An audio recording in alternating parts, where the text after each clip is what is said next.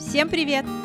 Сегодня хочу с вами поделиться полезным и сытным рецептом овсяной гранолы с сухофруктами. Такой десерт отлично подойдет в качестве перекуса или угощения к чаю. Количество ингредиентов и калорийность смотрите в описании. А пока я готовлю, не забудьте подписаться, чтобы не пропустить мои новые рецепты.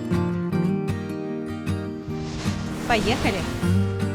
Изюм, чернослив, курагу и финики зальем холодной водой. Отставим на 15 минут. Грецкие орехи промоем.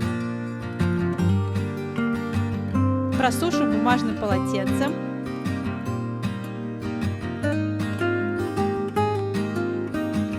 И измельчим.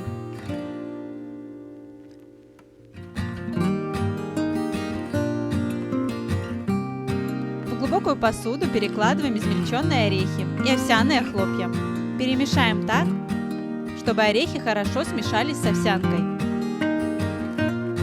Форму для запекания застелим пергаментной бумагой и пересыпем овсянку с орехами. Отправляем в разогретую духовку при 180 градусах на 10 минут. С сухофруктов сольем воду и просушим бумажным полотенцем. Курагу, чернослив и финики нарежем на мелкие кубики. Перекладываем в удобную посуду. Изюм также просушим бумажным полотенцем и добавим к сухофруктам. Соединим масло и мед. Отправляем разогреваться на паровую баню или в микроволновую печь. Переливаем к сухофруктам. Добавляем овсяные хлопья и орехи. Все тщательно перемешаем.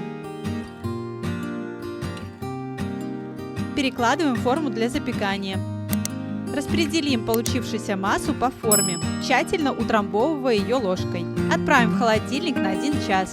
Овсяная гранола с сухофруктами готова. Подать можно, нарезав на такие кусочки в виде батончиков. Если это видео для вас было полезным, подписывайтесь и ставьте лайки. А также смотрите мои плейлисты. Там много интересных и вкусных блюд. До новых встреч!